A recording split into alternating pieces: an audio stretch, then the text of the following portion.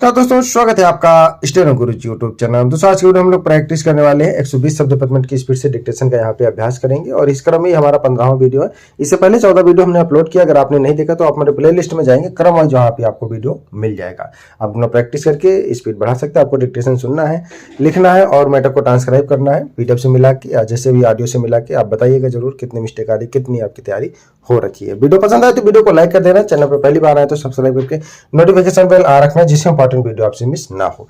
तो ज्यादा समय न लेते चलिए स्टार्ट करते हैं। रेडी 5 सेकेंड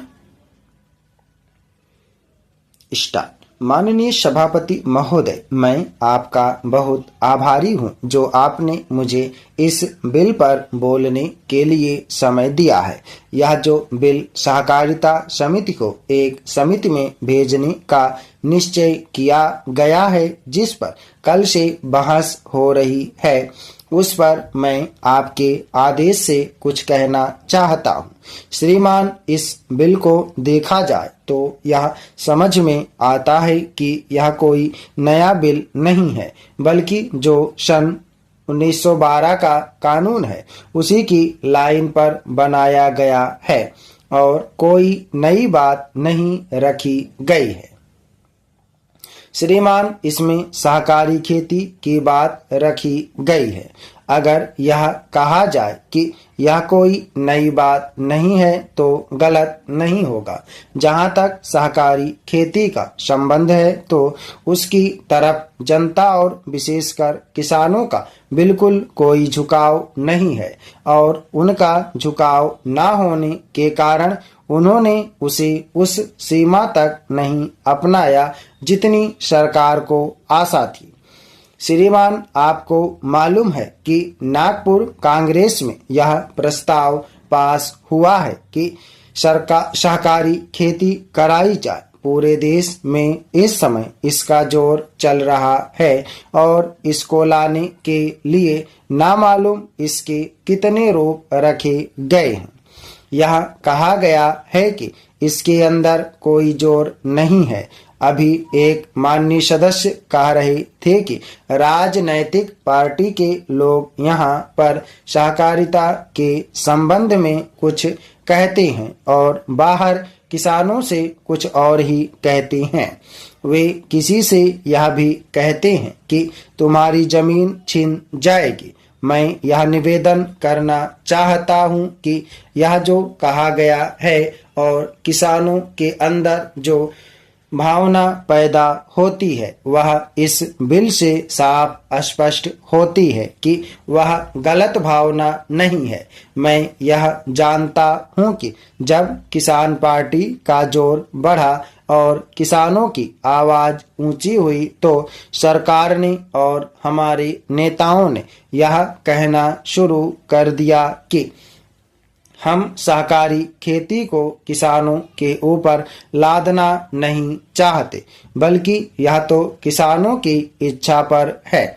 लेकिन इसके साथ ही साथ एक बात मैं पहले भी निवेदन कर चुका हूं और फिर भी निवेदन करना चाहता हूं कि नेताओं का अपना विचार होना चाहिए। किसी सभा में जब यह कहा गया कि यह जो सहकारी खेती शुरू की गई है यह तो अंत में सामूहिक खेती की तरफ ले जाएगी। माननीय सभापति महोदय, उन्होंने साफ कह दिया कि अगर सामूहिक खेती होती है तो इसमें भी मुझे कोई आपत्ति नहीं है। मैं यह कहना चाहता हूं कि इस बिल को देखने से यह साफ स्पष्ट होता है कि उस सहकारी समिति के जितने सदस्य होंगे वह अपनी अपनी जमीन को एक साथ कर लेंगे और अगर समिति से निकालना चाहेंगे तो एक साथ अधिक जमीन उसको नहीं मिल सकती है। इस बिल के संबंध में इस सदन के सरकारी दल वाले लोगों ने और विरोधी दल के लोगों ने बहुत सी बातें कही हैं। जैसा कि यह बिल है इसको अभी प्रवर समिति के सामने विचार के लिए जाना है और वहां से विचार होने के बाद यह इस सदन के सामने फिर से विचार के लिए पेश किया जाएगा। तब माननीय सदस्यों को पूरी तरह से यह अधिकार होगा कि जहां तक इसमें दी गई बातों का संबंध है उसमें परिवर्तन ला सकते हैं या उसको हटा सकते हैं। कल से जो बातें हो रही हैं वह सब नोट की गई हैं और मैंने बहुत सी बातों को सुना है। इस समिति में उन सब बातों पर विचार किया जाएगा। बहुत से माननीय सदस्यों ने इस तरह की बातें कही हैं, वह बहुत आवश्यक मालूम हुई है और जैसा कि मैंने कहा है उन पर विचार किया जाएगा।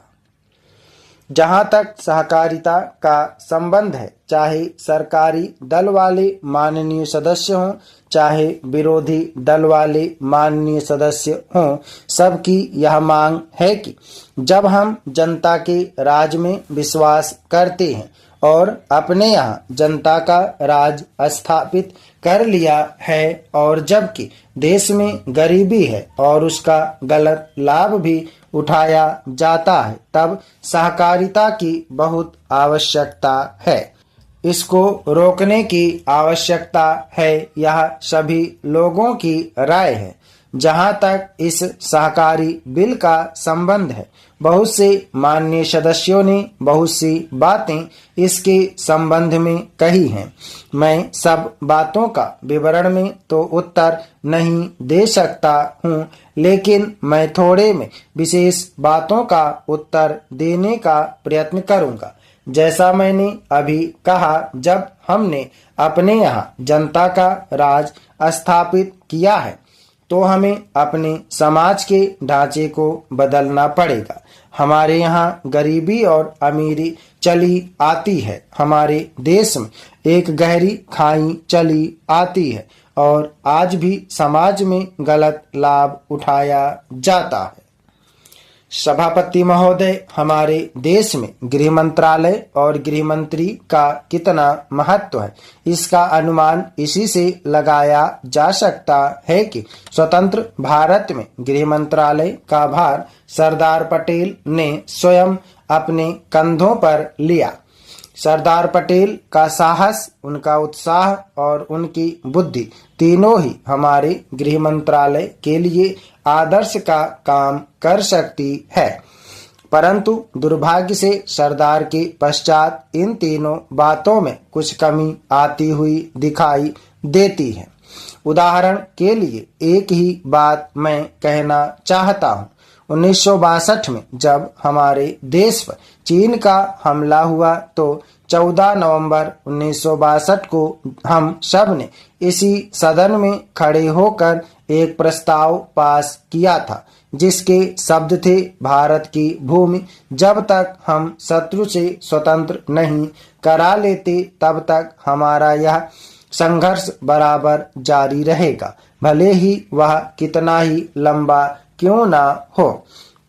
लेकिन कुछ दिन बाद आगे चलकर हमने राष्ट्रीय एकता सप्ताह या दिवस मनाना शुरू किया तो हमने उस प्रतिज्ञा को कुछ दूसरे शब्दों में बदल दिया। उस प्रतिज्ञा के शब्द थे, मैं अपने देशवासियों के संकल्प को दोहराता हूँ कि मैं अपने देश की स्वतंत्रता तथा एकता की रक्षा करूँगा, चाहे इसके लिए कितना ही कड़ा और लंबा संघर्ष क्यों ना करना पड़े। मैं राष्ट्रीय एकता तथा बल के लिए तन मन से काम करने की शपथ लेता हूं, लेकिन इस बार राष्ट्रीय एकता सप्ताह के सिलसिले में एक छोटा सा प्रकाशन भारत सरकार की ओर से प्रकाशित हुआ है। इस प्रकाशन में स्वयं इन्होंने लिखा कि 1962 में चीन द्वारा आक्रमण के बाद शपथ की भाषा में थोड़ा परिवर्तन कर दिया गया है और जो शब्द बदल दिए गए हैं उनको भी मैं सदन की जानकारी के लिए सुनाना चाहता हूँ। मैं प्रतिज्ञा करता हूँ कि मैं कभी हिंसा का प्रयोग नहीं करूँगा और मेरा विश्वास है कि धर्म, भाषा, प्रांत संबंधी तथा अन्य सभी राजनीतिक और आर्थिक विवादों का शांतिपूर्वक और संवैधानिक तरीकों द्वारा हल किया जाना चाहिए। जब मैं आपके माध्यम से जानना चाहता हूं कि 1962 में संसद ने जो निर्णय किया था, क्या भारत सरकार अपने उस निर्णय से हट रही है? अगर सरकार अपने निर्णय से हट रही है तो यह जो सरकारी प्रकाशन आया है जिसके द्वारा 1962 की शपथ में परिवर्तन किया गया है, इसका आधार क्या है? स्टॉप। धन्यवाद। इसमें लास्ट वाले पैरा में एक जगह अब था, अब की जगह पे जब बोला गया है, तो सभी लोग इसको ट्रांसक्राइब करेंगे, मैटर को प्रैक्टिस करेंगे। 120 शब्द प्रति मिनट की स्पीड से है। एक बार लिखेंगे, 2 बार 3 बार लिखेंगे, लिखने के बाद रीडिंग जरूर करेंगे। धन्यवाद। उम्मीद है कि दोस्तों वीडियो आपको पसंद आया होगा, तो वीडियो को लाइक कर देना, और अगर अभी तक आपने हमारे चैनल को सब्सक्राइब नहीं किया तो प्लीज़ सब्सक्राइब करके नोटिफिकेशन बेल ऑन करना। और दोस्तों अगर आप डेली डिस्कशन चाहते हैं तो आप चाहें तो चैनल का मेंबरशिप ले सकते हैं या हमारे पेड ग्रुप को ज्वाइन कर सकते हैं। अधिक जानकारी के लिए आप हमें मेल कर सकते हैं। हमारी मेल ID है studyforstenographer@gmail.com। अपना बहुमूल्य सुझाव हमें कमेंट बॉक्स में जरूर देना। वीडियो को पूरा देखने के लिए बहुत बहुत धन्यवाद। Thanks for watching. जय हिंद, जय भारत।